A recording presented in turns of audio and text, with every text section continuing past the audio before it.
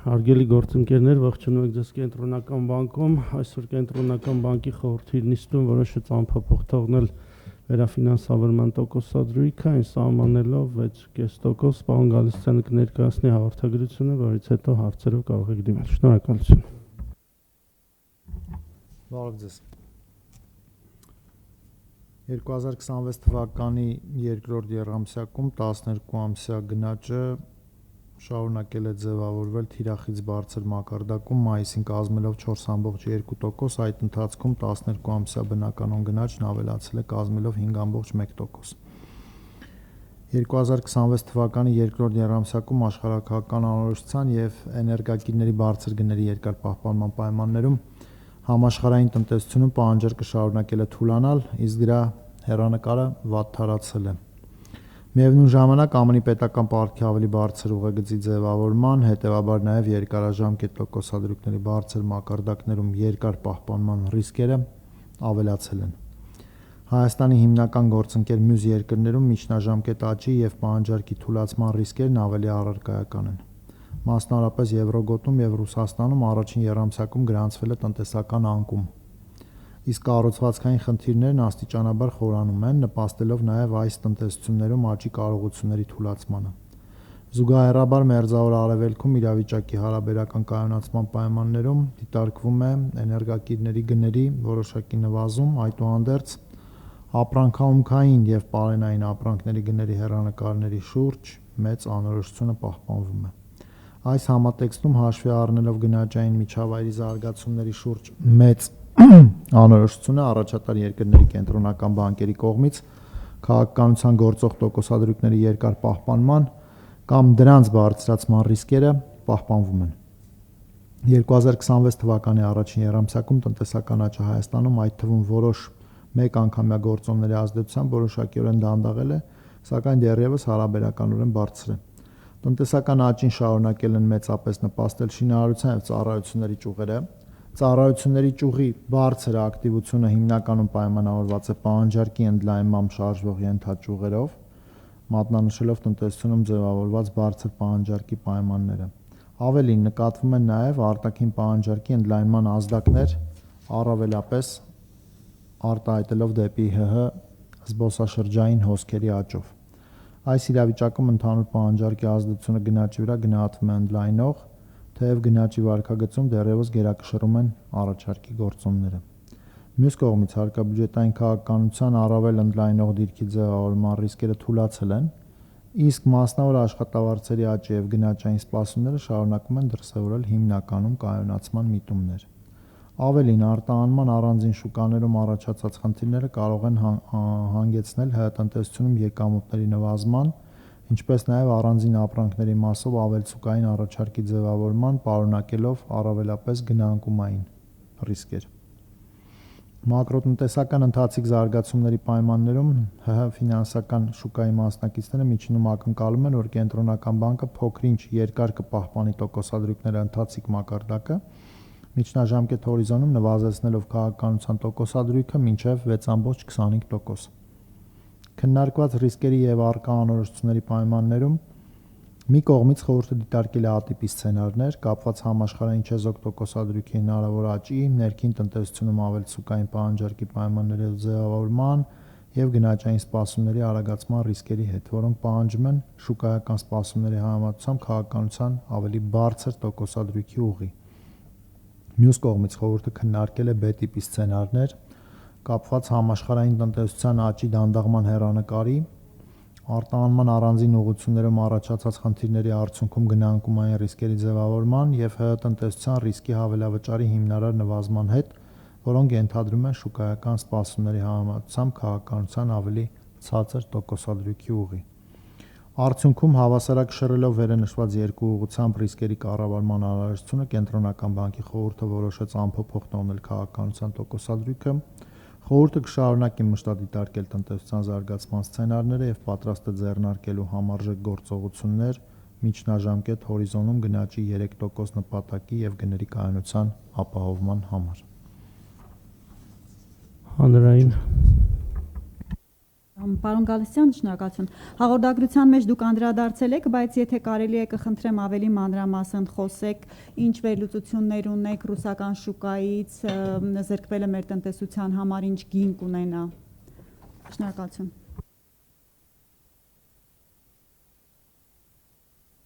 Շնորհակալություն հարցի համար։ Այս սլայդի վրա եթե նայեք, մենք առանձնացրել ենք այն ապրանքատեսակները, որոնք զգայուն են արտահանման տեսանկյունից դեպի Ռուսաստան արտահանման տեսանկյունից, դեղինը դա մեր սպառումն է Հայաստանի։ Կապույտը, որը երկու մասի է բաժանված, բաց կապույտ եւ մուգ կապույտ, այդ արտահանման ծավալն է, այսինքն սպառում ու արտահանում հարաբերակցությունը մոտարապես օրինակ ծաղիկների մասով եթե նայեք, մոտարապես կեսն է արտահանումը սպառման ու դրա զգալի մասը Ռուսաստանն է։ Մուգ կապույտը դա Ռուսաստանն է։ Այսինքն մենք փորձել ենք որոշակի զգայունության անալիզ անել, հասկանալու համար, թե եթե շարունակվեն այն պատժամիջոցները կամ այն երևույթները, որոնք որ կան, ինչ ազդեցություն կարող է ինքը ունենա Հայաստանի վրա, այդտեղ իհարկե Մերինե ջան հասկանում եք, որ սցենարները բազում են։ Եթե օրինակ չստացվեց փոխել շուկաները ու մենակ մնացինք բացառապես Ռուսաստանի շուկայի վրա, այդտեղ ազդեցությունը գնանկումային մեր գնահատմամբ կարող լինի մինչև 0.6%։ Այսինքն այդ ապրանքները մնալու են Հայաստանում, առաջարկը ավելանալու է ու որի արդյունքում մենք ակնկալում ենք, որ օրինակ բանջարեղեն, չգիտեմ, հանքային չգազավորված կամ գազավորված ջրեր, ալկոհոլային խմիչքների որոշակի մասը, ինչպես նաև կորիզավորները, այդտեղ որոշակի զգայունություն ունենք, ուտեղ մենք կարող է գնանկումային երևույթներ ունենանք։ Եթե հնարավորություն եղավ փոխել շուկաները, այսինքն մեր արտահանումը չտուժեց դրա արդյունքում, ապա այս էֆեկտները ավելի մեղմ կլինեն։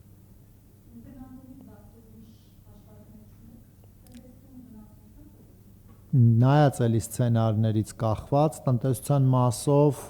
ապրանքների մասով որոշակի հաշվարկներ ունենք, ինքը կարող լինի հնայի միջև 2%-ը կոնկրետ այս զարգացումների ներքո, բայց մեզ հիմնականում այդ գնաճից ու ոնց որ պահանջարկի թուլացման արդյունքում ու առաջարկի ավելացման արդյունքում գնաճի վրա ազդեցություններն են գնահատել։ Մակարյան։ Շնորհակալություն։ Պարոն Գալստյան, ես նորից կարդում եմ ձեր հաղորդագրությունը գնացի վերաբերյալ գործունեությունը, Այմա լսվում է։ Նորից։ Պարոն Գալստյան, ես նայում եմ ձեր հաղորդագրությունը, թե ինչով է պայմանավորված, ինչ գործոններ են ազդել գնաճի վրա, հատկապես պարենային ապրանքների մասով անորոշությունը պահպանվում է, բայց ուզում եմ մեր ներքին քաղաքականության կոնտեքստում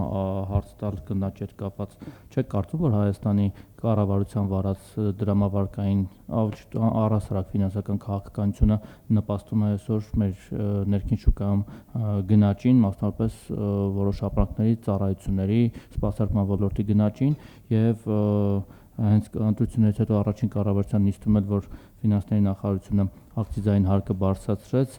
իհարկե այստեղ մի քիչ քեղության կոմպոնենտ կա այդ ակցիզային հարկում, այսինքն ամենօրյա սպառման կամ խիստ անհրաժեշտ չեն, բայց նաև անհրաժեշտ ապրանքներ են սպառվող։ Սա եւս կարող է նպաստել նաև շղթայական գնաճին։ Այս մասով ասեք, հետո այլ հարցեր։ Մենք ճիշտն ասած տենց լուրջ մտավախություններ չունենք կառավարության կողմից ակցիզային հարկի բարձրացման արդյունքում գնաճային երևույթները, որտեղ ինքը պարբերական է։ Այսինքն մենք ամեն տարի որոշակի ապրանքների մասով ակցիզային հարկի բարձրացում ենք ունենում, այդ ԵԱՏՄ կարգավորումներից էլ է բխում այդ երևույթները, այսինքն մենք այդ քայլերը անում ենք, որովհետև ԵԱՏՄ անդամ ենք։ Մեզ ավելի մտահոգում են այդ գնաճային զարգացումների տեսանկյունից Հերմինեի բարձրացրած հարցերը, մասնավորապես, այսինքն Ռուսաստանի հետ մեր հարաբերությունները, երկրորդը միջին արևելքում տեղի ունեցող process-ները, այսինքն մենք ինչքան ժամանակ հետո կտեսնենք հարցի կարգավորում, այսինքն Ամերիկայի եւ Իրանի միջև, որը էական ազդեցություն կարող է ունենալ օրինակ էներգակիրների գների վրա։ Այս պայդրությամբ նավթի համաշխարհային գինը կոնֆլիկտի սկսվելու պահին, եթե ինքը 60-ից 65 դոլար էր Brent-ը, հիմա 80-ից 82 դոլարի կարգի է, 100 էր մի պահ հասել նույնիսկ, ու այս լավատեսական նորությունների վրա իջել է մինչև 80 քանի, բայց այնուամենայնիվ այդ 30-35%-ով ավելի բարձր է, քան մինչև կոնֆլիկտը։ Ինքը ինչ ազդեցություն կունենա մեր ներքին սպառման վրա, այդ ժամանակը ցույց կտա, բայց նույնիսկ եթե ցավալին է նա, որ նույնիսկ եթե այսօր այդ խնդիրը հանգուցալուծվեց, այսինքն մենք ունեցանք Իրանի եւ Ամերիկայի միջև խաղաղության համաձայնագիր կամ ինչ որ դրական զարգացումներ, ասում են, որ այն կուտակումները կա, որոնք որ կա, այդ Հորմուզի նեղուցքի հետ կապված, իրանք հələ մի քանի ամիս գները բարձր մակարդակում պահելու հնարավորություն ունեն։ Պարոն Գալստյան, Իրանի մասով այդ պատերազմի կարծես թե դրական միտում կա, ոնց որ ավարտվում է, հուսանք Ռուսաստանի մասով այո անորոշություն կա, բայց ինձ հետաքրքիր է մեր կառավարության վարած հարկային քաղաքականությունը չի նպաստում գների աճին։ Եթե շրջանառության հարկը բարձրացնում են, ակցիզային հարկը բարձրացնում են, ավտոմատելի որոշ ապրանքատեսակներ բարձրանալու են, եթե էներգիա օրինակ նավթամթերքը թանկացավ, դա եւս իր հետ լրացուցիչ շղթայական գնաճի կբերի, երբ որ ռեստորանների, սրճարանների մնացած սպասարկման ոլորտի հետ կապված հարկատեսակները турքերը պետական ավելացվում են, դրանք ավտոմատ բերում են շրջանառության հարկն կողքից ավտոմատ բերում են գների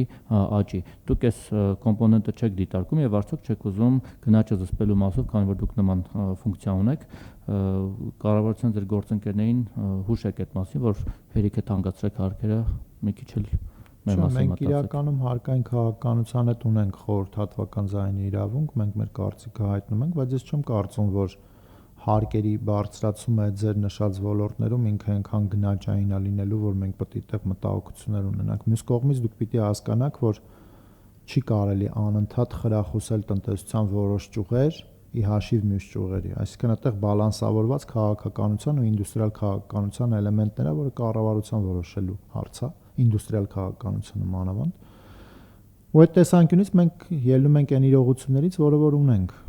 արդյոք ինքը հարկերի բարձրացումը հենց նույն չափով ազդելու է գների վրա, չգիտեմ, որովհետև այդտեղ էլաստիկության կոմպոնենտ կա, ինչքանով կկարողանան տնտեսվարողները այդ գինը միանգամից անցում անեն սպառողների ուսերին դնել։ Կապրենք կտեսնենք, ժամանակը ցույց կտա, բայց այստեղ չի ամենամեծ մտավախությունը։ Եթե դուք մեր տեքստը ուշադիր կարդաք, մեր հիմնական մտավախությունները գալիս է արտաքին գործոնների ազդեցությունից, այլ ոչ թե ներքին տնտեսության իրավիճակից։ Վերջին հարցը կնեք, գոնե ներքինով զսպեն ինչ որ չափով։ Ես վստահ եմ դուք էլ եք հաճախում սպասարկման այդ ռեստորաններ, սրճարաններ, ձեզ հաճախ դրսում տեսնում եմ։ Վստահ եմ դուք էլ եք այդ գների կտրուկ աճը վերջին մի քանի ամիսներին նկատել։ Եվ եթե վստահ եմ այլ երկրներում էլ ճամփորդում եք, այդտեղի տարբերություններն էլ եք տեսնում, որ Հայաստանը դարձել է ամենաթանկ երկիրը։ Եթե ծանոթներ ունեք, օրինակ ռեստորանների, ռեստորատորներ ունեք, ընկերներ, ծանոթներ, իրենց հետ որ խոսեք, իրենք ասեն, թե ինչպես են ազդում այդ բոլոր գործոնները նրա վրա, որ իրենք ստիպված են լինում իրենց մենյուի գները թանկացնել դրանից բխող այլ հետևանքներով։ Ես չեմ բացառում, որ գների աճը կարող է պայմանավորված լինել հարկերի որոշակի ճշգրտմամբ, բայց միևնույն ժամանակ մենք այս տարի туриզմի հսկայական աճ ունենք, այսինքն արտաքին պահանջարկի գործոնները միայն ներքին քաղաքականությամբ չի դրսևորվում, այլ նաև այդ արտաքինից եկող, այսինքն երբ որ միջին արևելքը փակ է, ու դու ունես ներհոսք տուրիստների, որ 30 քանի% աճ է, եթե չեմ սխալվում, տուրիստների մասով վերջի մի քանի ամսում էլի։ Հենց նաև կարա դրանով պայմանավորված լինի, այսինքն ես համոզված չեմ, որ ինքը բացառապես պայմանավորված է հարկերի աճով էլի։ Սպուտնիկ Շնորհակալություն, ունեք ինչ-որ գնահատական այդ արտադրանքի էմբարգոյի կամ սահմանափակումների հետ կապված դրա երկրորդային ազդեցության մասին տնտեսությունում պահանջարկի ձևավորման, որովհետև այդ ճյուղերը նաև իրենք աշխատատար են եւ ասենք իրենց հետ կապակցված են, հա, ասենք մեծ քանակի աշխատատեղեր, եթե ստացվի այնպես, որ կճատվի որոշակի օրեն արտադրությունը կամ նվազեն աշխատավարձերը այդ ճյուղերում, արդյոք դա կարող է դիտարկում եք որպես ռիսկ։ Այո, դա դիտարկում ենք որպես ռիսկ ու Հերմինեի հարցի երկրորդ մասին պատասխանելով հենց 2%-ը հնայի մեջ, որ ես նշեցի, այս պայդրությամբ այդ ձեր ասած կարանտինային կամ էմբարգոյի հետ կապված մեր գնահատականների տիրույթն է, որը մենք կարծում ենք, որ կարող է այդքան ազդեցություն ունենա մեր տնտեսության վրա։ Իսկ գնաճը 0.6%-ը դա ընդհանուր գնաճի մասին է խոսքը, չէ՞, ոչ թե ոլորտային, որոշակի ապրանքախմբերի ընդհանուր։ Բիրտևը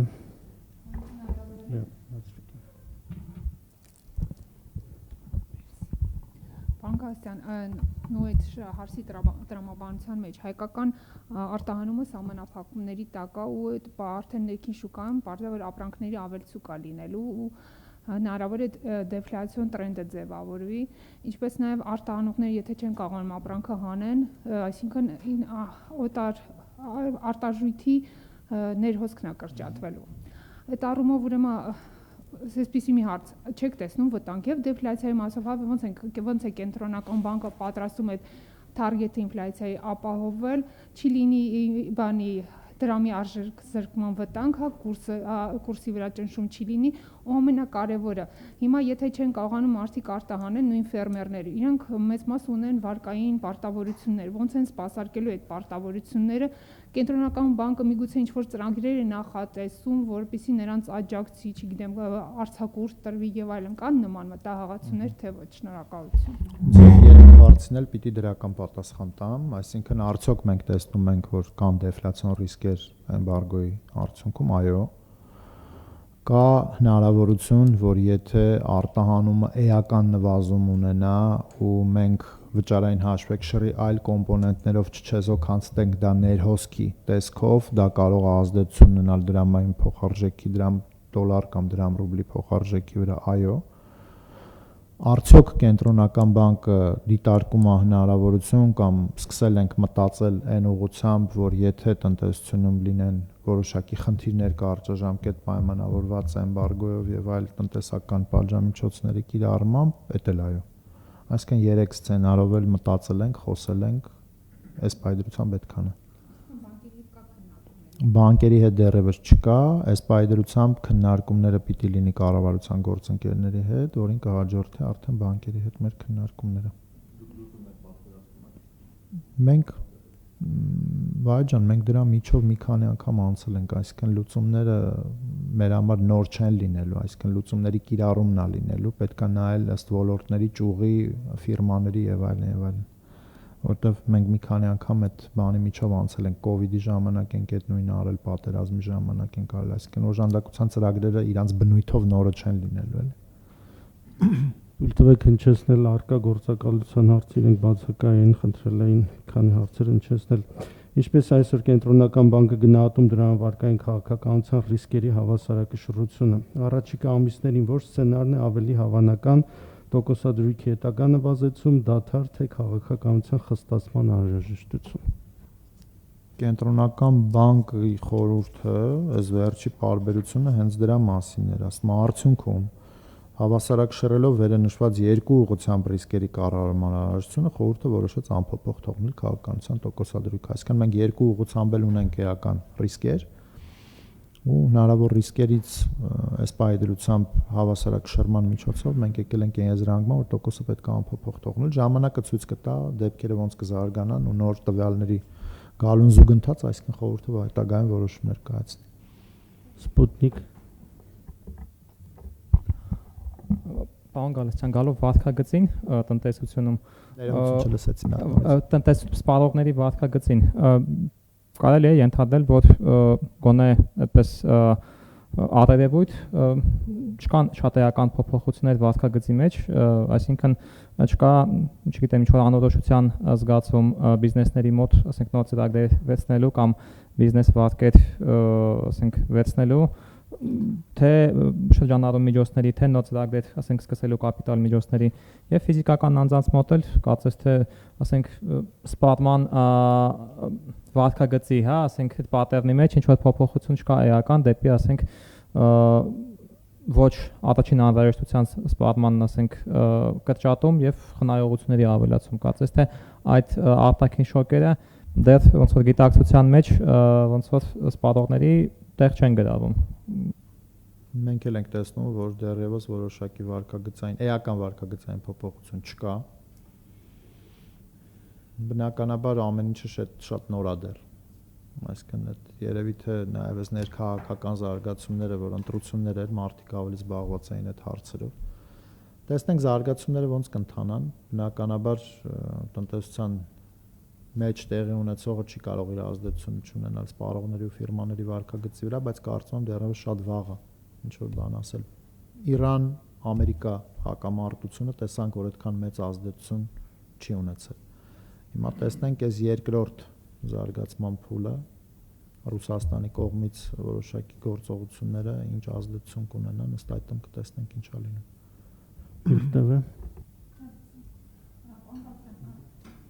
Հաղորդագրության մեջ գրված է, որ ֆինանսական շուկայի մասնակիցներ միջինում ակնկալում են միջնաժամկետ հորիզոնում տոկոսադրույքի մակարդակը իջեցնել 6.25-ի։ Մինչդեռ մի քանի օր առաջ դա այս պահին 6.5-ի վրա մնաց, մի քանի օր առաջ IMF-ը ու երեկ էլ Եվրասիական զարգացման բանկը նշել էին, որ ներքին այդ պահանջարկի մեծացման պայմաններում հնարավոր են համարում տոկոսադրույքի բարձրացում մինչև տարվա վերջ 7.5% էր նշվել։ Հիմա կենտրոնական բանկը, այսինքն նշանակում համաձայն չէ այդ պրոգնոզի հետ, թե միգուցե կա տեղեր, որ կգնա այդ քայլին, այդ կարող է մինչև տարվա վերջ վերադառնա այդ կոշտ մոնետար քաղաքականությանը։ Եթե այո, ինչ պարագայում դա կարվի։ Շնորհակալություն։ Դա տեղի կունենա այն պարագայում, եթե ատիպի ռիսկերը գերակշռեն։ Այսինքն, եթե մենք տեսնենք ատիպի ռիսկերի մատերիալիզացիա, ես նորից կարդամ, մեր այն ռիսկերը, որոնք մենք այս անգամ նշել ենք, համաշխարհային չեզոք տոկոսադրույքի հնարավոր աճ, այսինքն միջազգային շուկայում կենտրոնական բանկերի կողմից, մասնավորապես Ֆեդրեզերվի կողմից, Ամերիկայում գնաճը գնում է այնքան վերև, որ Ֆեդրեզերվը սկսում է տոկոսադրույք բարձրացնելով, դրանով համաշխարհային բենչմարքային տոկոսադրույքները բարձրանում են։ Ու Հայաստանը պիտի արձագանքի, որովհետև Հայաստանը չի կարող անմասն մնալ այդ process-ներից։ Երկրորդը, ներքին տնտեսությունում ավելցուկային պահանջարկի պայմանների ձևավորում, այսինքն տնտեսությունը այնքան է սկսում եռալ, այնքան մեծ աճ ենք ունենում, որ պահանջարկի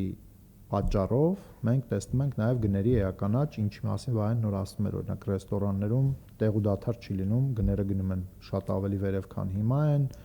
վարսավիրներն են սկսում իրենց գները վերանայել, գաճ քսողներն են իրենց գները վերանայում, այսինքն այն բաները, որոնք որ հիմնականում պայմանավորված է պահանջարկի էլեմենտներով, այլ ոչ թե բերքատվության, առաջարկի կամ ստեղ ավելանալու, այնտեղ պակասելու։ Այսինքն եթե մենք տեսնենք այդ տիպի երևույթների մատերիալիզացիա մոտակա ամիսների ընթացքում, բնականաբար կենտրոնական բանկի խորհուրդը անմասն չի մնալու ու միգուցե գնա տոկոսադրույքի բարձրացման։ Բայց մենք ինչ ենք ասում, մենք ասում ենք, որ այդ տիպի ռիսկերին համահունչ կամ զուգահեռ տնտեսությունում կան այն ռիսկերը, ինչի մասին Հերմինեն էր հարցնում։ Ռուսաստանի հետ հարաբերությունների արդյունքում ավելցուկային առաջարկ եւ այլն, այսինքն այդ դրսևորումների դեպքում գնանկումային էլեմենտներ կարան լինել։ Այսինքն մենք պիտի նայենք որն է ավելի դոմինանտ, ու եթե մենք տեսնենք, որ այդ ավելցուկային պատմությունը դրական առումով տնտեսության համար գնաճի առումով ավելի վտանգավոր սցենարը, կենտրոնական բանկի խորհուրդը որոշումը կայացնի այդ ուղղությամբ։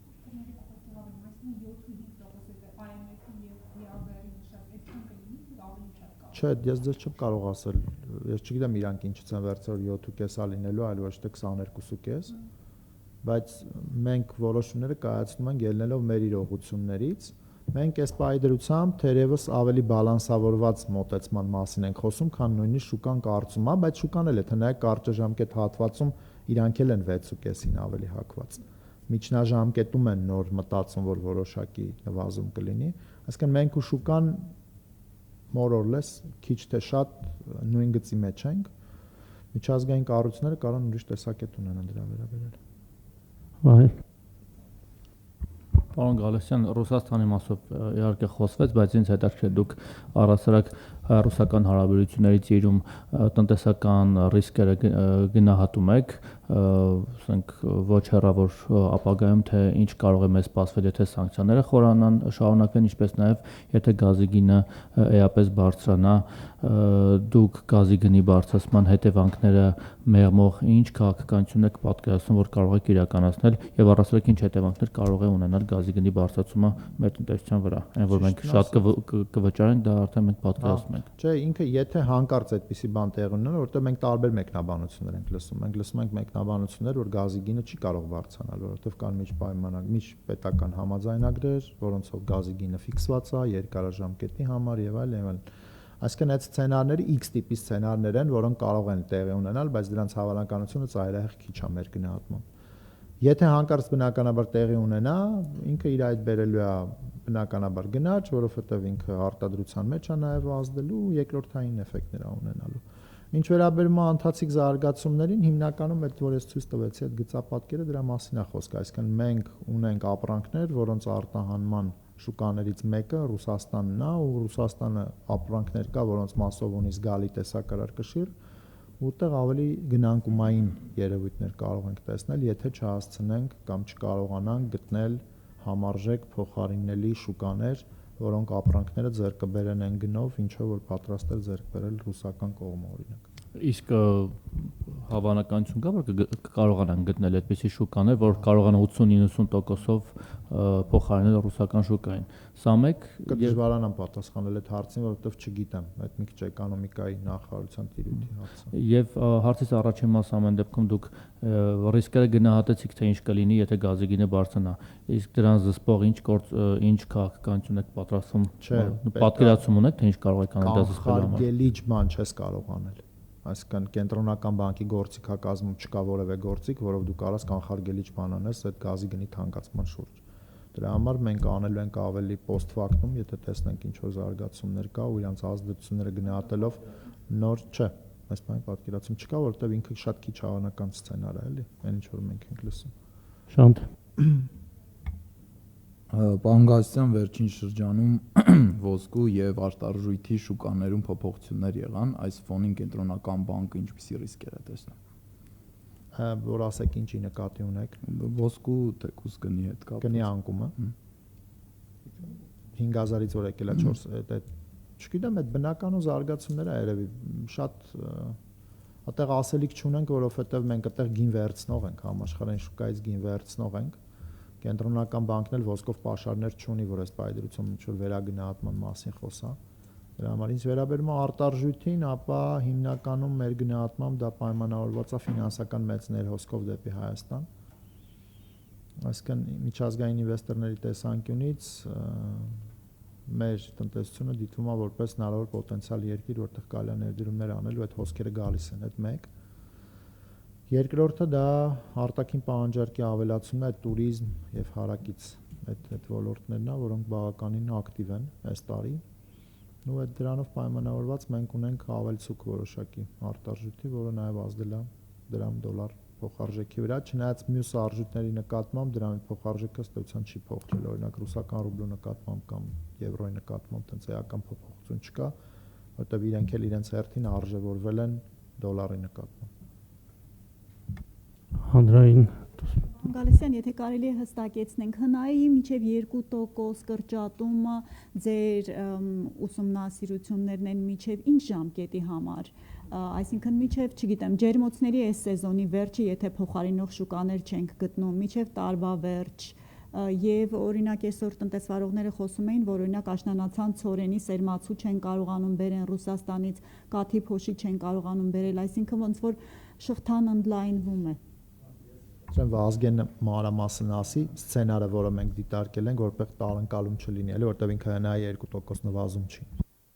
Տեսեք, այդտեղ խոսքը ոչ թե 2% կրճատման մասին է խոսքը, այլ այս պահին այն իրավիճակը, որ ունենք, այսինքն որ ապրանքների մասով արտահանման մասով որ խնդիրներ ունենք կամ ներմուծման պայմանների խստացում, այսպես ասած, կամ ինչ-որ կարանտինի մեջ, այսինքն այդ ապրանքների մասով արտահանումից ստացվող եկամուտները հնայի մեջ մոտապես մինչև 1.5-2%-ի չափի են։ Այսինքն դեպի Ռուսաստան ընդհանուր մեր ապրանքային արտահանումը հնայի շուրջ 6%-ն է, բայց դրա մի մասի հետ կապված է, որ այս բանը, այսինքն հիմնականում գյուղատնտեսական ապրանքների եւ մշակող արդյունաբերության կամ սննդի արդյունաբերության փոքր թվով ճյուղերի կամ այդ ճյուղերի մեջից էլ առանձին ինչ-որ ընկերությունների նաև բաների հետ կապված եւ այդ մասով մոտապես մինչեւ հնայի 2%-ի չափով է այս նկատի ունենք առավելագույն ազդեցությունը, եթե այդ ամբողջը կոպիտ ասած չի կարողանում ոչ մի այլ տեղ տեղաբաշխվել կամ այսինքն չի թողարկվում նաև, հա, այդ մասով այդ արտադրանքը։ Մի հատ այս գրաֆիկին նայեք, էլի։ Ինքը տարեկան հնայի մեջ է, այդ ասած գնահատականները վերաբերում են 25 թվականի ամբողջ տարվա մեր արտահանմանը։ Այո։ Դե նայեք, հիմա օրինակ որ նայում եք, այդ դեղինի ու կապույտի հարաբերությունը ու այն ապրանքների վերնագրերը, անվանումները, որոնց վերաբերյալ Ռուսաստանում որոշումներ են կայացվել։ Իրանք համընկնում են ամբողջությամբ։ Որ կայացված որոշումներ, օրինակ ալկոհոլային խմիչքներ, չէ, արտահանումը զգալի մաս է սպառման մեջ, Ռուսաստան արտահանումը մեծ է, Ռուսաստանում այդ ապրանքատեսակի վերաբերյալ որոշում է կայացվել արգելել։ Այսինքն դրա համար էլ հենց սրա վրա ենք էլի կենտրոնացած։ Սպուտնիկ Շնորհակալություն։ հիմնական ԶԼՄ-ները նշում են, որ ըստ երևույթին Ֆեդը 16-17 հունիսի հանդիպումների արդյունքներով անփոփոխ է թողնելու տոկոսադրույքը, արդյոք սա նշանակում է, որ Ֆեդի կտորը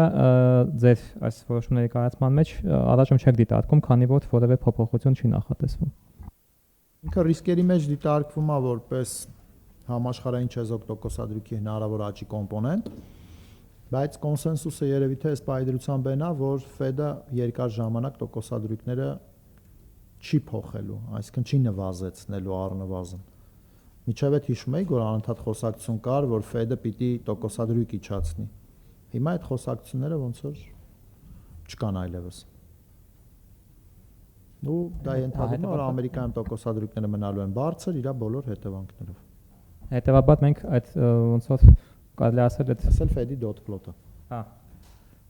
Ոնց որ policy room ունենք, հա, ոնց որ իջացնելու տոկոսադրույքը, եթե դրա կարիքը առաջանա։ Այդ կոմպոնենտի մասով, հա, բայց ըստ էության ինքը ընդհանրապես կոմպոնենտներից մեկն է, որը ընդհանրապես սցենարային վերլուծության մի մասն է, ասենց ասեմ։ Եթե շատ բարդ ասցի, նորից ասեմ։ Այսինքն մենք հավասարակշռել ենք անուբեն, ինքը I-ի ընդհանրապես մի կտոր է։ Եթե խոսքը շուկայի սպասումների մասով է, իրականում պետք է նայենք, որ մինչև օրինակ այս որը պատկերված այս գրաֆիկում հունիսի 10-ի դրությամբ շուկայի սպասումները նայել, որ ըստ էության մենք որոշակի բարձրացման ըստ էության շուկաները սպասում են, որ Ֆեդը ավելի շատ բարձրացման ուղղությամբ որոշակի քայլեր կանի եւ նոր ինֆորմացիան, որը ըստ էության հա այդ նոր տիպի ինֆորմացիան, որը շուկայի սպասումները որոշակիորեն չեզոքացրել է, հատկապես կարճաժամկետ հատվածում, դա նավթի գների հետ կապված ինֆորմացիան է, որովհետեւ տնտեսության մյուս կտորների մասով ինֆորմացիան ավելի շատ բարձրացման է։ Հետևաբար այստեղ, ինչպես պարոն Գարոսյանը նշեց, այդ անորոշությունը, թե արդյոք դա նշանակում է նաև, որ միջնաժամկետ հորիզոնում բարձրացման սցենար բացառելը արդեն կարող են կդիտարկել, ոչ, որովհետև այդ անորոշությունը դեռ պահպանվում է, որովհետև հիմնական դրական ինֆորմացիան նավթի գների մասով էր, որը որ շուկաները սկսեցին արդեն նոր ամբողջությամբ նոր վերջի 2 օրվա ինֆորմացիա, որ գնանշել կայունության մասով էր, բայց տնտեսության մնացած հատվածներում Ամերիկայի տնտեսությամբ եւ պահանջարկի մասով եւ ընդհանուր մնացած գնաճային միջավայրի մասով անկախ նավթի գներից, հա, կամ վառելիքի գների մահատվածից դեռևս գնաճային միտումներ կան, հետեւաբար այդ բարձրացման սցենարը բացառել ինքնին դեռևս չի կարող վաղ կարծես։ Ռղություն արկայից մի հատ հարց եւս հնչեցնեմ, որոնք են այն հիմնական չափանիշները, որոնցով ԿԲ-ն առաջնորդվում է արտարժութային միջամտությունների վերաբերյալ որոշում ընդունելիս։ Ինչ պայմաններում է կենտրոնական բանկը շուկայի միջամտությունը համարում արդարացված, չխախտելով ազատ փոխարժեքի ձևավորման սկզբունքները։ Մենք որպես կանոն շուկային միջամտում ենք այն դեպքերում, երբ որ շուկան միակողմանի է։ Այդ հարցին ես մի քանի անգամ պատասխանել եմ, մեթոդաբանությունը հետևյալն է, եթե մենք տեսնում ենք, որ շուկայում կա առաջարկ, իսկ չկա պահանջարկ, ու այդ առաջարկը կարող է խեղում մտցնի ընդհանուր մեր գնագոյացման մեջ, այդ դեպքում կենտրոնական բանկը միջամտում է։ Իսկ ու հակառակն էլ է ճիշտ, եթե օրինակ կա պահանջարկ, այդ էլ արդեն պիտի տեսնենք էլի ժամանակի ընթացքում ոնց է, բայց այս վերջերս տեղի ունեցողը հիմնականում ավելի առաջարկով պայմանավորված է։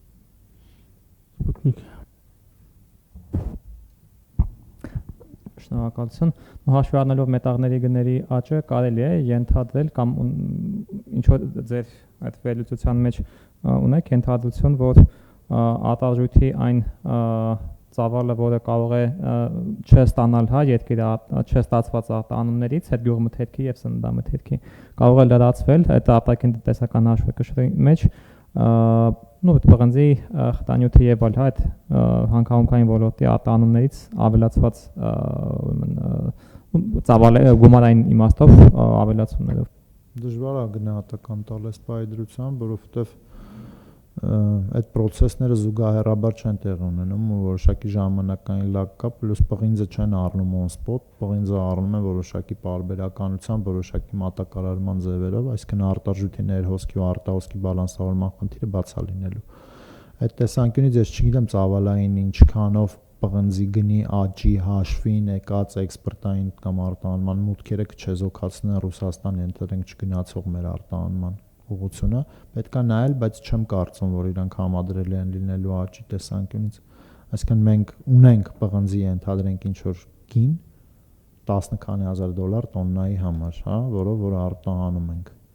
Դրան պիտի ինչքան ավելանա այդ գինը, որ մենք կարողանանք չեզոքացնենք։ Հարց դրան էր, չէ՞, վերաբերում, այդ քիչ հավանական է, որ գինը ընդհանրենք 50% կարժևորվի, որ մենք կարողանանք այն մի կոմպոնենտը կոմպենսացնենք։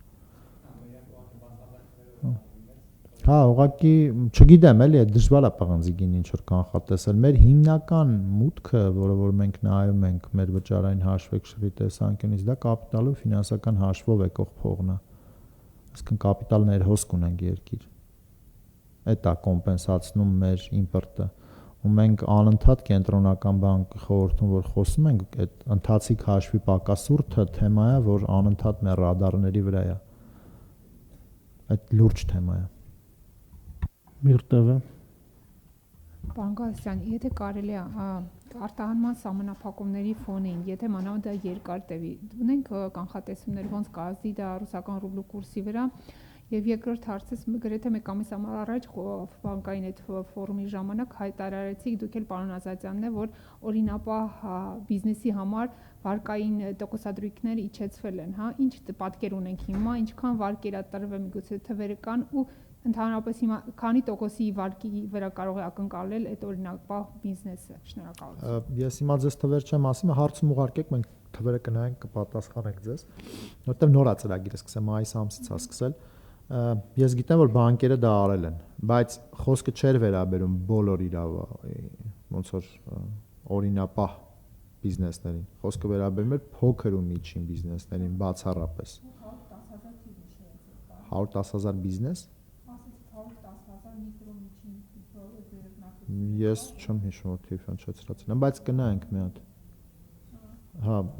ամեն դեպքում պետք է նայել քանիսն են օրինապահ, որոնք գնում են այդ կրիտերիայի տակ ու ինչա տեղ ունեցել իրենց տոկոսադրույքները, այդ պայմանավորվածությունը այն է, որ բանկային համակարգն ու ֆինանսական ոլորտի մյուս ընկերությունները, որոնք հարկավորում են անում, իրանք 1-ից 1.5% պիտի իջացնեին։ Մենք ձեզ անպայման այդ ինֆորմացիան կտանք, ուղղակի ոչ էս հանդիպման կոնտեքստում էլ, որտեղ էս մի քիչ ուրիշ ինչ տեղի կունենա ռուսական ռուբլու հետ, ռուսական ռուբլի հայկական դրամ փոխարժեքի հետ։ Այդ չգիտեմ, այդ որևէ մեկը ձեզ չի կարող ինչ որ բան կանխատեսել, թե ինչ կլինի հայկական դրամ ռուսական ռուբլի փոխարժեքի հետ, շատ դժվար է կանխատեսել, որովհետև գործոնների հազարավոր գործոնների մասն է խոսքը, որոնք կարող են ազդել փոխարժեքի վրա։ Որտեղ փոխարժեք կանխատեսելը երևի թե աշխարհի ամենաանշնորհակալ բանն է։ Սպուտնիկ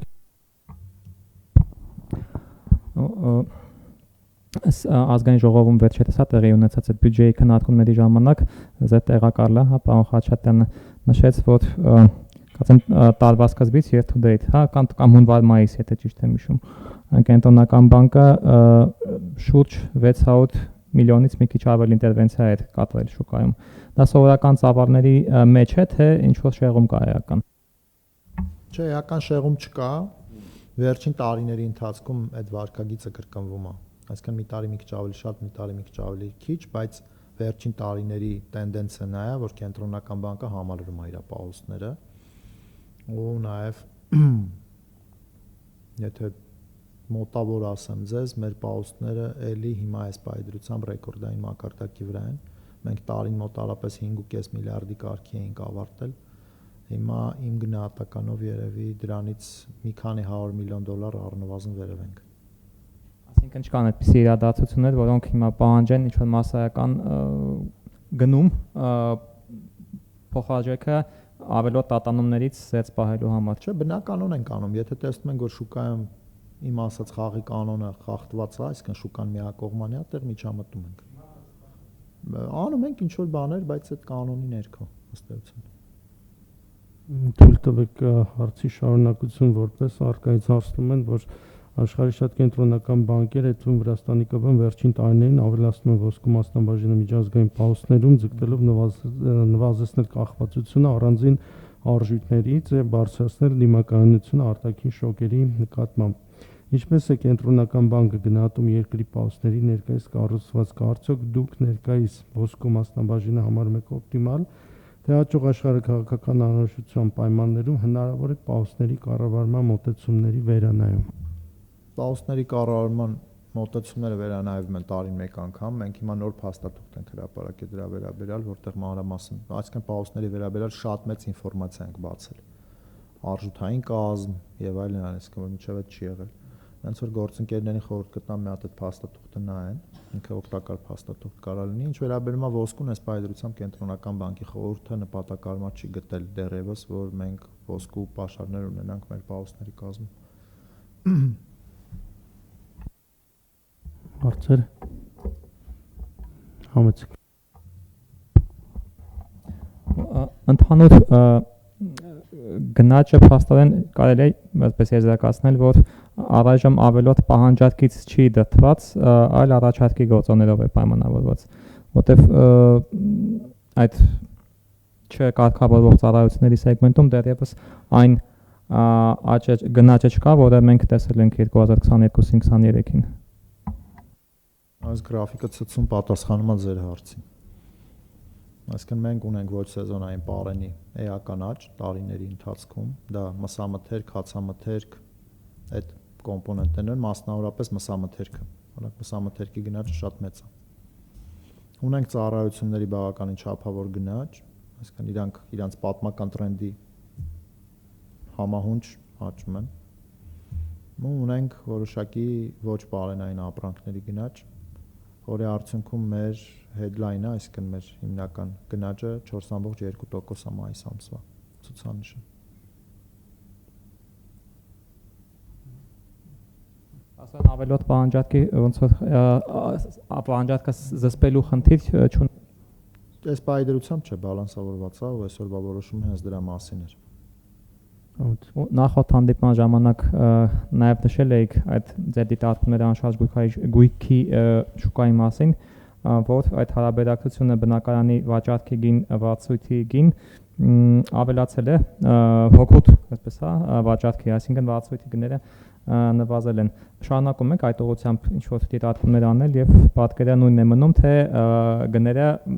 բնակարանների վարձը էլ ավելի է նվազում։ Այսօր ավելացնելու բան չունեմ այդ իմ դիտարկմանը, որովհետև այսօրվա հանդիպումը դրա մասին չի։ Ինքը մեր ֆինանսական կայունության հանդիպումների մեջ է։ Մյուս ֆինանսական կայունության հանդիպմանը, երբ որ հանդիպենք, այդ ցուցանիշի մասին մանրամասն կխոսենք։ Թույլ տվեք եւս մեկ հարց արկայից, արտաքին ռիսկերի աճի ֆոնին որ գործոններն են այսօր ամենամեծ սպառնալիքը ներկայացնում Հայաստանի մակրոտնտեսական կայունության համար։ Արտաքին կոնյունկտուրայի վատթարացումը կարող է պահանջել ԿԲ կանխատեսումների վերանայում գնաճի, տնտեսական աճի եւ տոկոսադրույքների մասով։ Ես կարծում եմ, որ այդ հարցի վերաբերյալ մենք առաջի 4-5 հարցը հենց դրա մասին խոսեցինք, հենց որ առանձին այդ հարցին անդրադառնալու կարիք չկա։